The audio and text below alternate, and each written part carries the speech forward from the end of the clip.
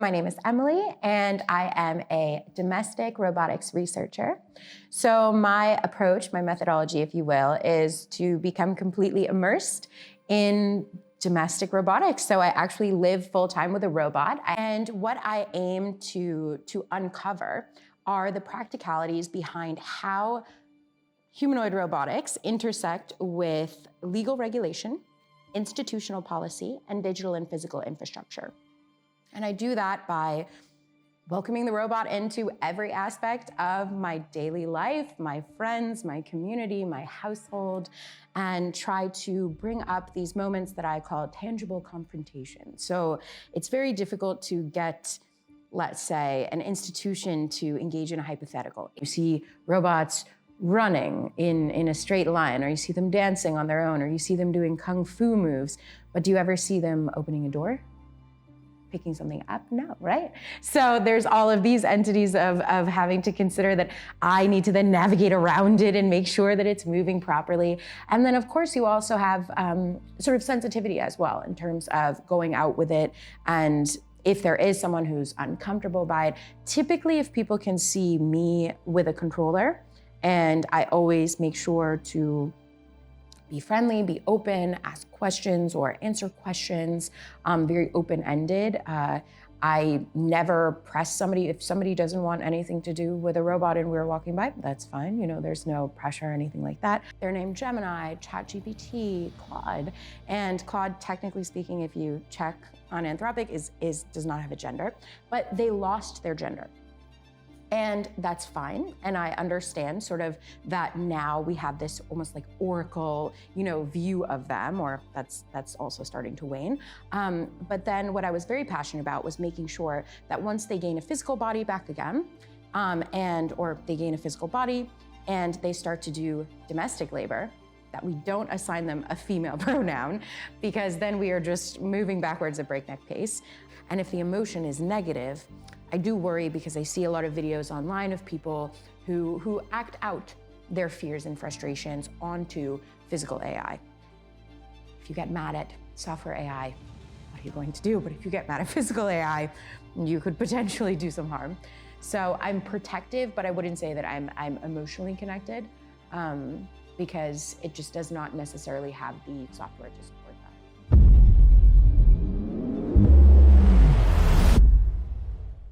Welcome back to the Recursive Podcast, and today I'm welcoming Emily Kate Genatowski. Welcome. Thank you so much for having me. You're such an interesting and curious person with so many stuff you want to share with us. Could you please do it yourself? My name is Emily, and I am a domestic robotics researcher. So my approach, my methodology, if you will, is to become completely immersed in domestic robotics. So I actually live full-time with a robot. I have for over a year now. And what I aim to uncover are the practicalities behind how humanoid robotics intersect with legal regulation, institutional policy, and digital and physical infrastructure. And I do that by welcoming the robot into every aspect of my daily life, my friends, my community, my household, and try to bring up these moments that I call tangible confrontation. So it's very difficult to get, let's say, an institution to engage in a hypothetical. If there was a robot here, how would you handle it? What would your policy be? But it's a lot more motivation if there's actually a robot standing there with someone. So that is sort of what I do to bring up this public discourse, because I'm very hopeful that we're still at an extremely malleable stage where we have the ability to scaffold and be the architects of our future and the future that we want to see with this new technology. So this is my small contribution to doing that. I'm pretty sure you get a lot of curious reactions when you tell this to people. But I want to bring you back in time and maybe ask you to share a bit more of your background, because I know you're a historian. And how did you came to that, to have a robot in your house? It feels so natural to me, but I understand how it's a bit confusing. I think that as a historian, we see the cycles of history. We see patterns.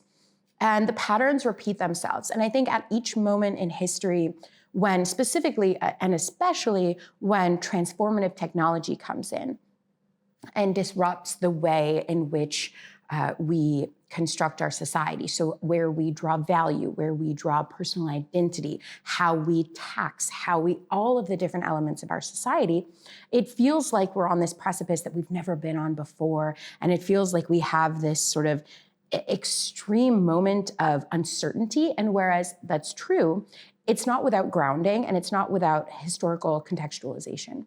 And I think what is so great as a historian is I was able to look at this time frame and think to myself, oh, I can think about other times throughout history, like the easiest one's the Industrial Revolution, where we have been at a precipice that's similar to this before. And we can sort of look back and understand, okay, how was society reconfigured? How were gender balances reconfigured? How was the workday reconfigured? How was infrastructure reconfigured? And we can look back and sort of understand exactly the different topics, at least, that we need to approach by way of how we adapt our society to this new technology.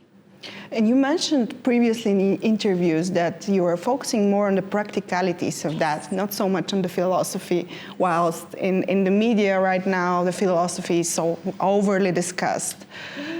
Why practicalities and why that is important right now?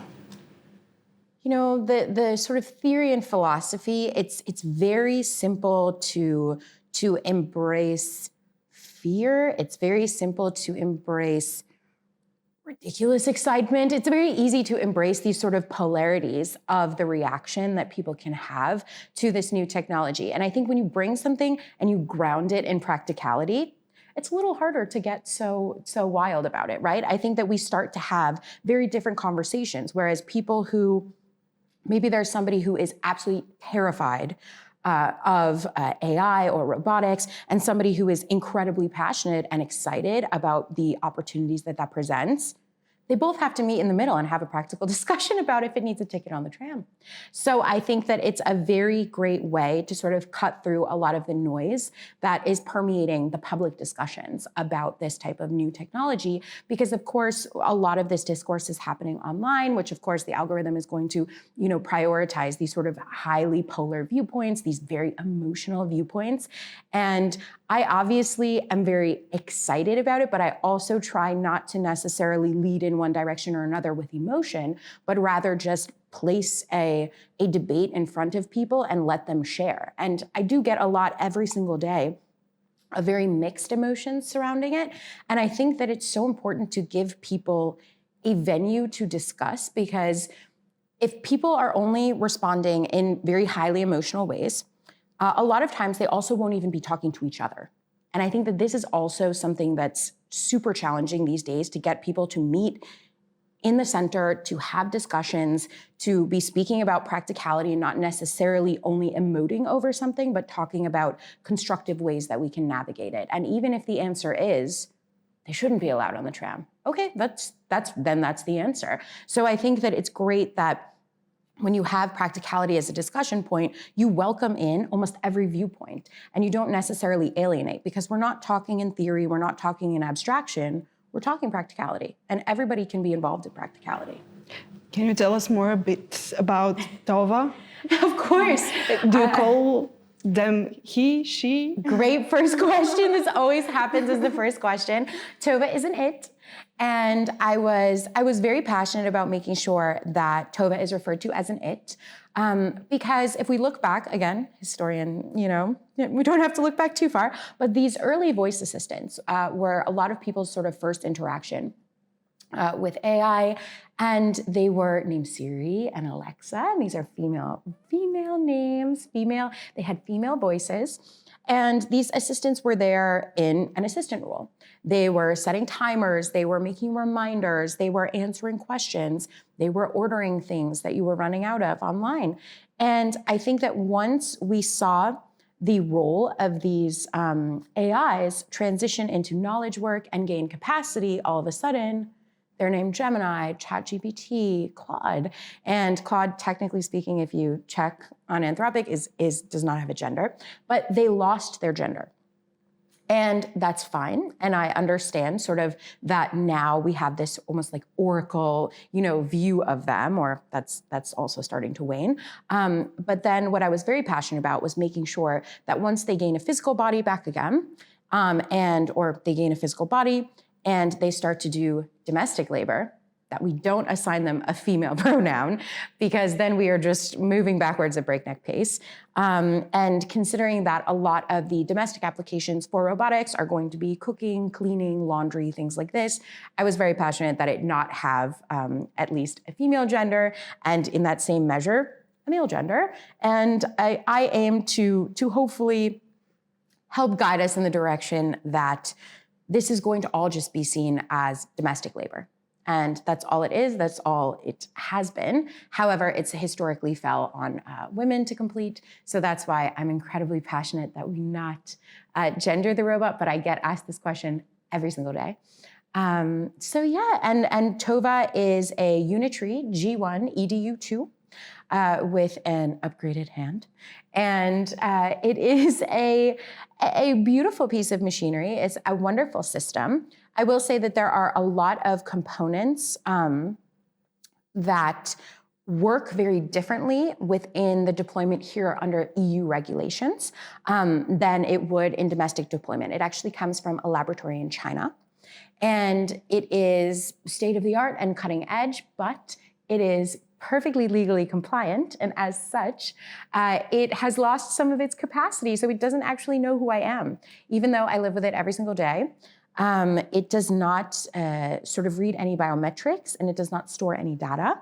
It doesn't take recordings or things like this. So it doesn't sort of build a relationship. And that's something that I think a lot of people are very shocked about and a bit disappointed about. And I've had friends, it doesn't know who I am. It doesn't know who I am. Of course it doesn't know. So I think that there are certain components that have been very interesting to see how they translate under different regulations. I would like to go back to that after, but first, could you please picture for us your first day with Tova? How was everything like? Okay, the first day with Tova was very eventful. Tova was brought to my house and placed on my couch. And I live close to a very, very beautiful square here in Vienna. And I have a friend who works at the outdoor cafe there. And I was so excited to show her and share with her that I had just gotten this robot, because I think she must have thought I was kidding before it actually got there. And I had seen, in all of these videos online, I too was, brought in by all of these incredible videos of what it can do. And I thought that it could handle stairs. I have 3 stairs, just 3 stairs that lead from my apartment to the door of my building. And I thought, no problem. I'll walk it out there and I'll show my friend the robot. And sure enough, it could not handle the stairs. And I did not have sort of enough practice maneuvering it. And it started down the first step. And of course, it couldn't catch its balance, and it started to sort of flail around. I'm sure you've seen the videos of them flailing around. And instinctively, it has sort of a handle on the back. I grabbed the handle and I leaned back with it. It just kill switched, and all of the limbs sort of went limp, and I was just underneath it like, oh gosh, I cannot move. So then a neighbor sort of came in and helped it off me. Very confused as to what was going on. I explained, obviously at that point I was a baby robotics researcher, because I clearly could not maneuver it properly. I have never done the stairs with it since, but that was the first and only attempt at the stairs. And that was the first day. So we didn't even make it down 1 stair. And then I went with my tail between my legs and I went back into the apartment. So that was the first day. And you brought it outside as well, because you mentioned... Since then, no. Yes. So I now have a system where it sits in a chair, and then I lift the chair down, and then it stands up again, and it helps me walk my dog in the morning. I always go outside with it in the square, and it goes to brunch with me, and it has a job, and it goes and buys flowers at the local florist. Like, we do a lot of different things to sort of bring up all of these different conversations and debates, and to expose people to it, which is something I take very, very seriously, to be people's first interaction in real life, because again, abstraction and theory is so different from having something stand in front of you. And the reactions are wildly interesting. For example? You really have everything. There are people who are very harsh with it. There are people who are very, very gentle with it, soft with it. They'll pat its head. There's a little boy in my neighborhood who loves to give it a kiss every time he sees it. It's very sweet. But yeah, I was mostly shocked because it was my prediction that younger people would embrace the robot, and that older people, more mature people, would be resistant to it. And it's the exact opposite.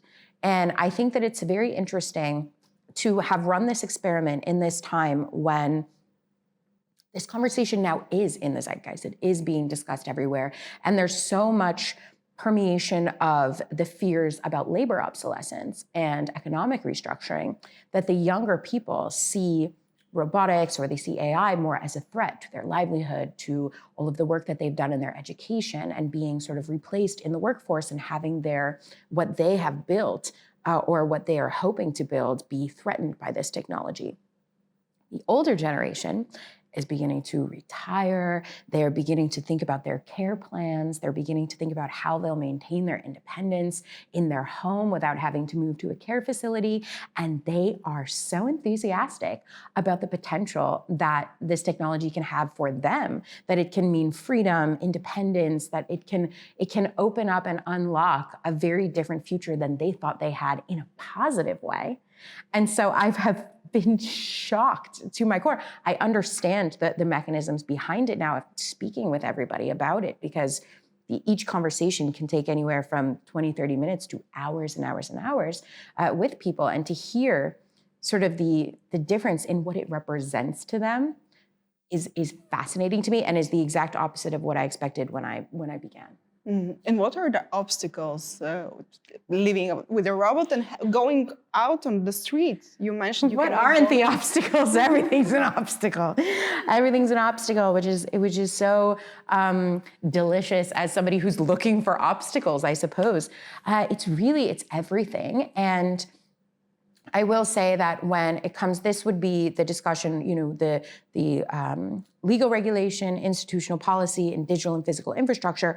I would take this to say physical infrastructure. This is very tricky, very challenging. Obviously, we have the issues that surround, like we were talking about stairs. And stairs are not just stairs. Stairs are curbs and sidewalks and cobblestones, which aren't quite laid right. And there's one cobblestone sticking up, and the hips get misaligned. You have issues of the coefficient of friction on the floor, or if there's a door opening and there's a lip in the doorway. I often bring the robot, obviously, to speeches and conferences, and there's cables on the ground, and we have to maneuver around the cables. And there's obviously I always say to people, when you see these incredible videos online, you see robots running in a straight line, or you see them dancing on their own, or you see them doing kung fu moves, but do you ever see them opening a door? Picking something up? No, right? So there's all of these entities of having to consider that I need to then navigate around it and make sure that it's moving properly. And then, of course, you also have sort of sensitivity as well, in terms of going out with it. And if there is someone who's uncomfortable by it, typically if people can see me with a controller, and I always make sure to be friendly, be open, ask questions or answer questions, very open-ended. I never press somebody. If somebody doesn't want anything to do with a robot and we're walking by, that's fine. There's no pressure or anything like that. But I think that when it comes to navigating sort of the community structure and then the physical infrastructure, there is nothing but sort of headache and all of these interesting elements. But I think that that's great to see. One of the most interesting ones is The robot can move can walk forward at maximum 2 meters per second. And I have a crosswalk in front of my house. And the only way that the robot can actually make it from one side of the street to the other during that is in run mode. And run mode sounds just like simply it would just be moving faster, but the entire body posture changes. So every single joint and actuator, it changes the sort of positioning and the angles. So the legs are closer together, the knees are extended, the body is moved more far forward, the arms are further in, and it has trouble stopping. And I find this, so the forward momentum is such, and the center of gravity is so much higher that it sort of will continue to fall, so I have to hold on to the back of it. There's so many elements that need to be worked out before these can be, produced at scale and adopted at scale specifically, that I find all of these little tiny details to be endlessly fascinating. And I love bringing them up and seeing how people feel about it. And how does affect you personally, emotionally? Are you now attached to Tova? I'm not attached to Tova. I've become just so passionate about making sure that people understand all of the practicalities surrounding it. I think that part of why it's very difficult for me to feel attached to Tova is that it is not a companion robot. A companion robot would be able to perform sentiment analysis, to emote back using some sort of hardware or sort of emotive speech or language. And Tova's large language model is named Ben and constantly switches into Mandarin when it's talking to me and doesn't know who I am day after day. So it's quite difficult to sort of develop any type of more emotional connection or any type of friendship, if you will, with the robot.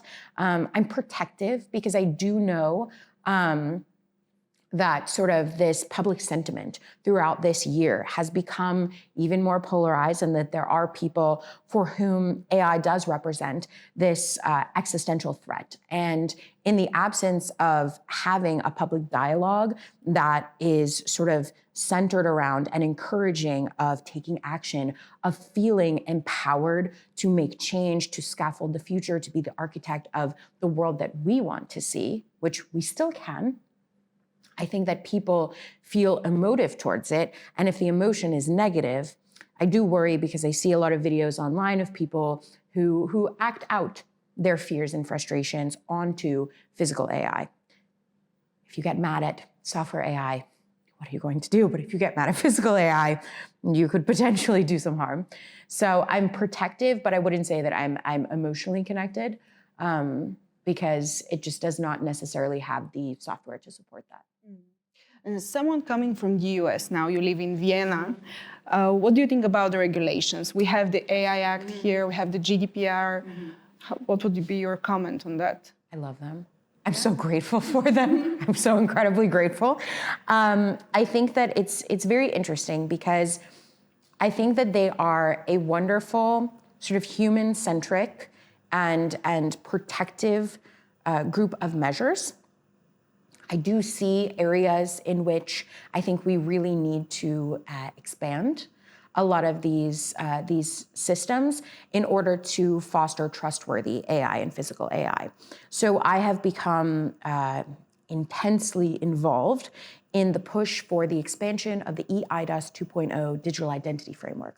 So how do we know that my robot is my robot? How do we know that my robot is Tova? Right now, there does not exist any registry, there does not exist any method of centralized identification. And to me, this is a huge problem. This is a blind spot. This is something that must be regulated. And I think that instead of seeing all of the regulation here within the EU as a roadblock or a stumbling block, it's a launch pad. We already have this fantastic set of protections of our data, of ourselves, against something that could come in and really threaten that. And from that, we can then expand on that because there's not necessarily anything that's analogous, let's say in the US or in China right now. So we have an incredible opportunity to lead in trustworthy AI, to lead in systems that we can choose how we incorporate them, and we can make sure that they're incorporated in a way that interacts with our highly regulated sectors like healthcare and finance in a responsible manner. And one of the interesting things is that, it doesn't seem very, very groundbreaking to say we should have a way to identify them, or we should have a registry, right? This is not, we're not reinventing the wheel here. However, it opens these incredible other questions that necessitate other forms of regulation. So when we talk about, okay, we need to register AI, which AI, right? Do we need to register everybody's ChatGPT subscription? Do we need to register your Roomba if we're registering robots? No, we need to have a very specific sort of line in the sand where it goes from a tool that a person is using to an actor where it's acting on its own, right? And this is what we sort of need to focus on regulation. And how do we define that? So I've sort of been highly invested in the self-driving cars, have a very, very clear L0 to L5 sort of balancing act. At L3 is when it begins to act on its own.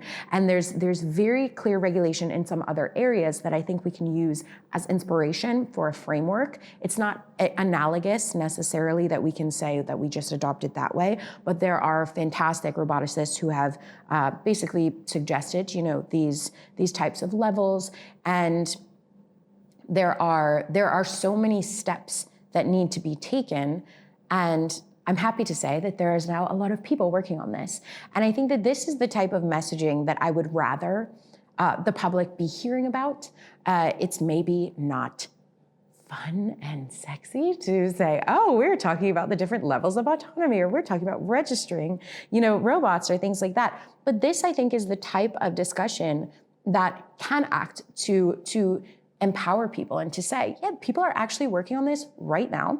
People are highly invested in getting it right. People are highly invested in making sure that, technology itself it's neutral. It's not necessarily good or bad. It's positive or negative. It's not threatening or freedom inducing. It's how we adopt it. And we are making those decisions right now. And that's really what I would want people to be focusing on and getting involved in, whether they support or don't support.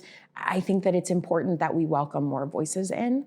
And I think that it's an exciting time in regulation. And feel so blessed to be in the EU when it's happening, because I think that building on this foundation is a huge luxury, because we do not have to be starting from scratch. We have an incredible base to build on.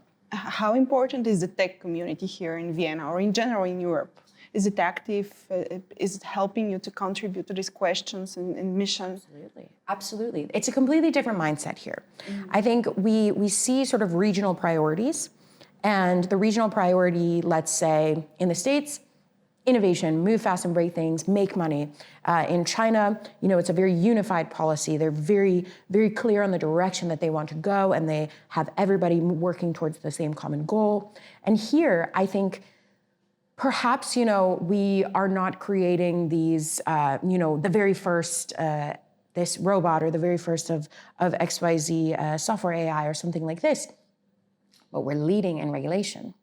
And we're leading in making sure that we have a sort of very measured way to integrate this technology that prioritizes human dignity, that prioritizes the workforce, that prioritizes the economy, prioritizes data privacy and security. And this is what, to me, will spell out the longevity of embracing these new types of technology. Because of course, you can simply develop at the pace of technology. But if you can't actually integrate that into your life, into your community in a way that has longevity at its core, it's not going to be very helpful. It's going to maybe, yes, cause rapid transformation, but then maybe you'll have to go back and regulate sort of backwards, which is always difficult, or you will have to deal with the repercussions of what comes, or you will find yourself falling back on precedents from lawsuits or something like that, and a patchwork type of regulation, rather than one that's very clearly thought through and is keeping the values of your region at its core. And I think that is what excites me so much about working within here within Europe and working here on this type of work. It's great to hear your take on that, because Europe often gets laughed at for over-regulating everything. Yeah, I think that that's such an unfortunate viewpoint for people to have, but I also understand that I am sort of regulation nerd. How do you even put it? I just think that this is the key to longevity. I think that these choices that we make, they always say, AI is not taking your job. There are laws, there are choices that are either made on a governmental level, on an institutional level, on an individual company level, on a union level. There's a million different choices that humans make that determine how this tech impacts us. The tech itself won't impact us. It's how we let it impact us through the conscientious choices that are made at each level. And it's up to everybody to work together as a system so that we can make the correct choices so that we can benefit from the technology, benefit being the key word. It can impact us, but I want it to impact us in a very positive nature. So I think that this is part of sort of the tussle. And we look back, and the Industrial Revolution, late 1700s, early 1800s, and the beginning of all of this mechanization and the factories. And we think about the fact that everyone was so threatened by this. And we really had this sort of decoupling of productivity, and the workers were seeing the productivity, but their lives were not getting any better. Their wages were not getting any better. Their quality of life, their sanitation, the public infrastructure, their rights, nothing was getting better until we started making regulatory changes.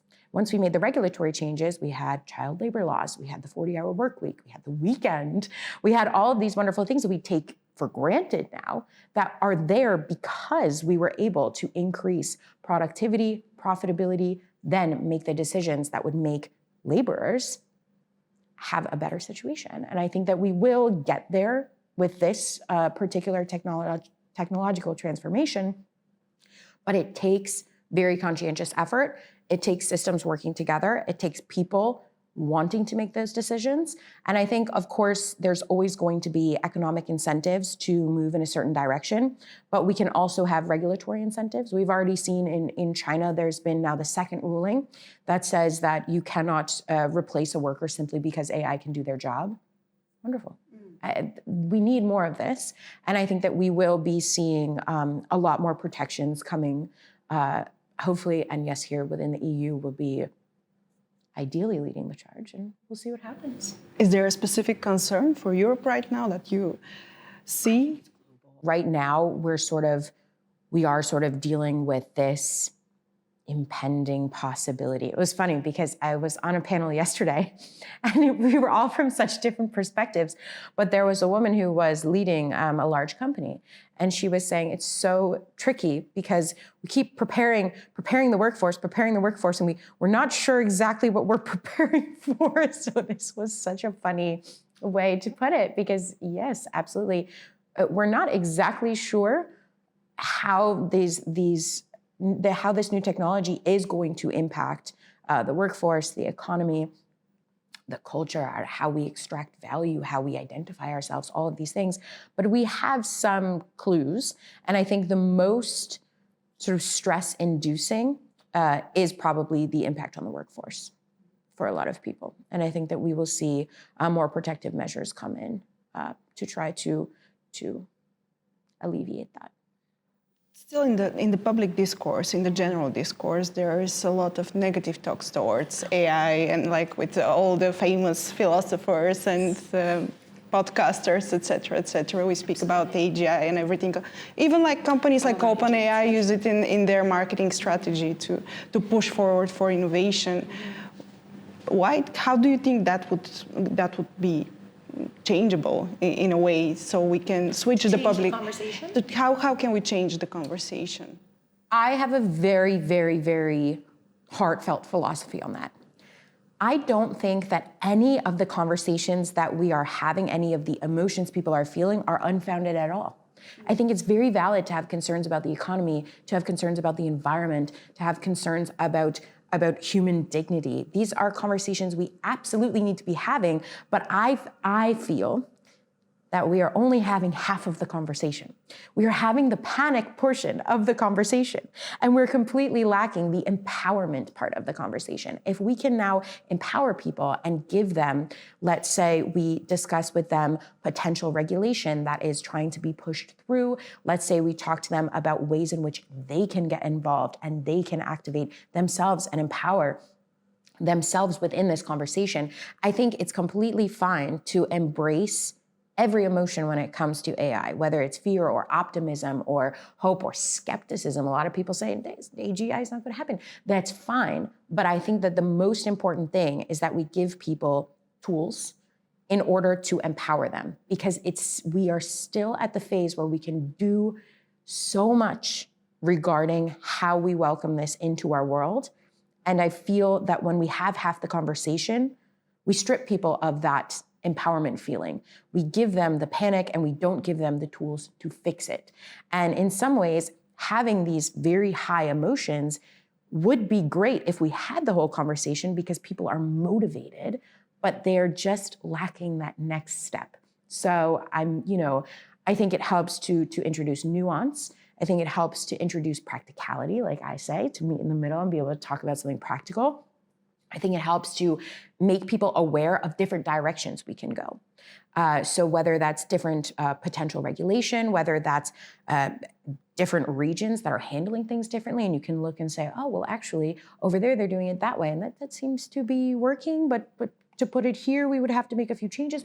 I think there are so many ways that we can give people empowerment, and we can give them the feeling that they still have control. Because I think what is the worst thing that can happen now is that people feel an existential threat, and they feel that they cannot control anything and they cannot sway anything, and it's just this freight train coming at them. And that is not true. And I don't know anybody within the field who would think that it is true, but the public seems to have that. And so I think that it's important that the field also look outward to people who are scared, to people who do have very valid concerns and very valid complaints, and say, here's what we're doing to try to help. Here's what the politicians are doing to try to help. And let's all work together towards this. It's going to impact everybody. It will. Yeah. But we still have control over how that happens. Yeah, media, government, everyone should be involved. Absolutely.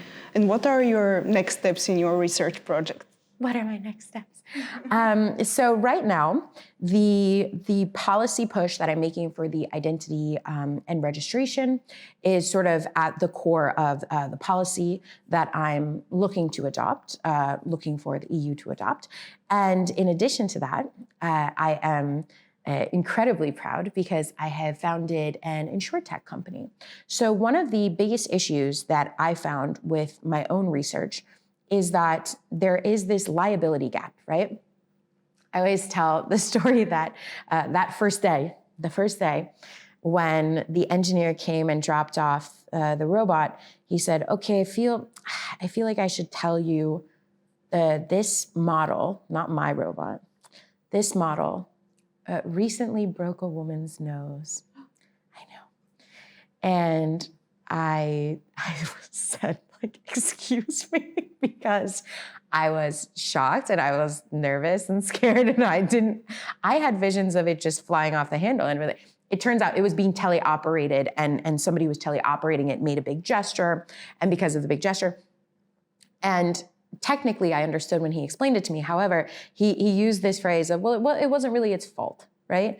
And this sort of like early mystical statement really savored through the entire experience, because when a robot does something, when it knocks something over, breaks something, crashes into something, whose fault is it, right? You have so many different players in the game. You have so many different players in the game. You have the owner, you have the operator, you have the software engineer, you have the hardware manufacturer. You have so many different people who come together to make these systems operate. And when any type of incident happens, that could be personal injury, it could be physical damage to property, there are so many things, it becomes very, very tricky to assign liability. And because of this, as a researcher who cares about academic integrity and as a guest in this beautiful country, in this region, I didn't want to do anything that could cause damage, right? I wanted to have very conservative use of the robot, and I wanted to have very trustworthy use of the robot. And I found that the inability to insure the robot really dictated more than pretty much anything else how I operated the robot. And in that fashion, the robot, it has 3 modes of operation: remote operation, teleoperation, which was the nose one, and fully autonomous mode. I have never operated it in fully autonomous mode because I cannot insure it in fully autonomous mode. So there are all of these different components which led me into this wonderful world of insurance and understanding, where is the field of insurance in this, and trying to sort of question what traditional insurance was able to offer regarding autonomous robotics, regarding agentic software, all of these different issues. And I found that they, just as much as I had all of this experience, they had all of these questions. And they want, to get into this field. And really, we need insurance in order to safely operate and operate in a trustworthy fashion. And so that is now what I'm doing. I'm building this company, PSL, and stands for the Proportional Stake Liability model, which is the model that I designed, which assigns a proportional stake, which actually takes into account what really happened in the incident, rather than falling back on the product liability directive and saying it's one entity is responsible. It could be that it was some faulty maintenance. It could be that there was, a joint or an actuator from the hardware manufacturer. It could be an issue with the software, with the telecom company. It could be any number of different elements or a combination of that. And so that is what I'm addressing right now in my research. That is sort of stage 3, if you will, of the research, is trying to create solutions to the liability gap. There are so many questions, as you said right now, that are potential for new startups or new companies. Yeah, absolutely. Or people can join my company. Yeah. So it's wonderful. Yes, please come work. So it's incredible because, like I said, how the same way that I'm delighted even in every headache that I ran into in my earlier stage, every time that there is something new to consider. In this stage of research as well, it's fantastic because we are getting to a point where we are going to have safer adoption, more responsible use. We have methods of incentivizing conservative, safe, and responsible use of these types of products and systems. And I think that is the best case scenario. That's the best outcome, that we can provide the architecture for this to happen and for us to adopt this in a safe way. So it's my way of trying to walk the walk. And do you plan to raise any venture capital? How do investors react towards this idea and business? I've had very, very positive feedback so far, which is wonderful. And I feel very blessed to have so many interested parties, and specifically from the insurance field itself, to have so much support in trying to answer these questions, because it's the type of practical experience and research that is very unique. And sort of having the questions that need answering is its own sort of strength and its own unique perspective. And so I've been very, very blessed and fortunate, and I have wonderful partners that I'm working with. Great. Thank you. And in your wildest dreams, how do you imagine physical AI, let's say in 5 years, maybe 10 or even more? I think identified, registered, regulated, insured. I know that I live a lifestyle that is very sort of unique and in many ways sort of living in the future, but I'm still very careful about living in the future. I want a very careful future. I think that in sort of my hopes and my goals are that we have another wave of early adopters who are mainly focused on fostering sort of this architecture and scaffolding the future in this way, where we run into issues and we think from a, systems thought, we think from a solution-oriented perspective, that we invite as many voices as we can into it. So I would say I would love to see more regulation. I think that on the innovation side, they're doing great. They're doing fantastic. They're innovating every day. That's great. On the societal adoption side, I would love to see some form of more adaptable regulation. So regulation that can keep up, or at least a little bit more keep up with the pace of innovation, because we're seeing this sort of like skyrocket of new products and product launches and versions being shipped out to the public of physical and software AI.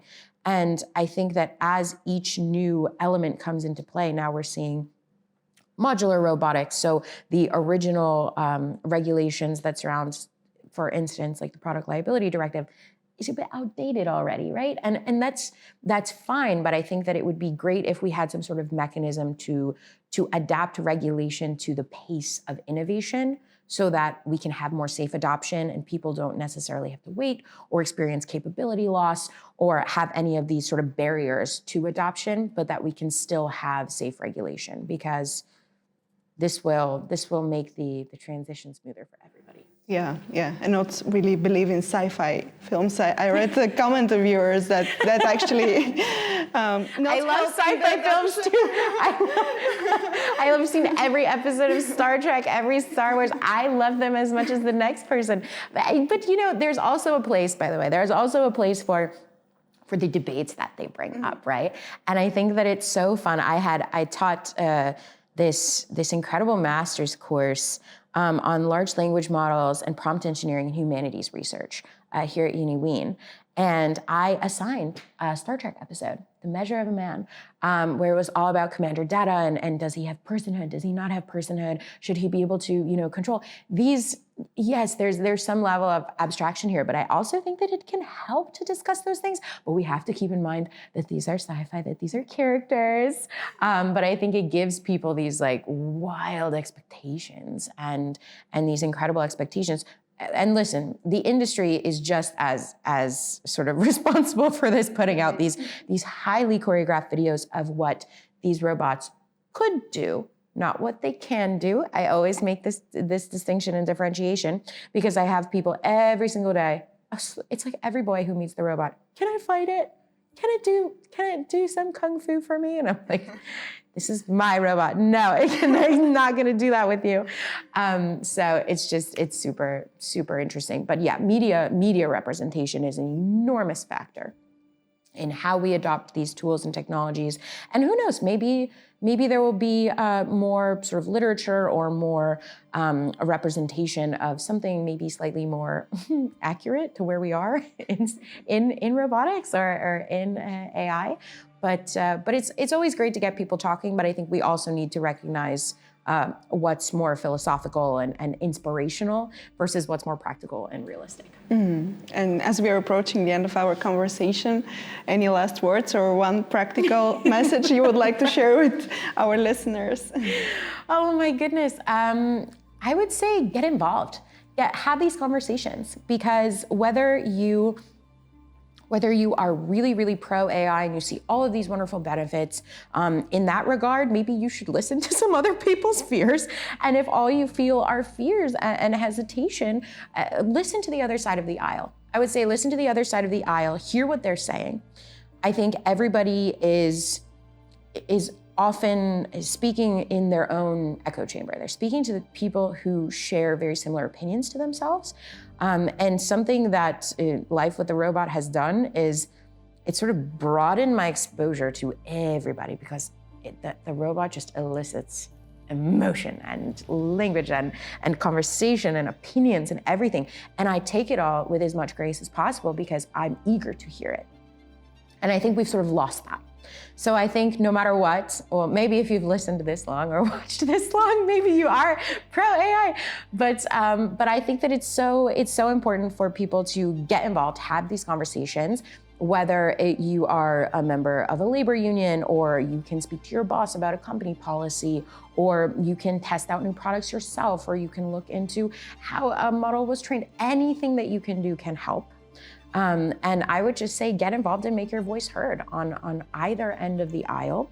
And please, when you are doing that, also listen, because everybody has extremely valid concerns, but we're coming at them from very different perspectives.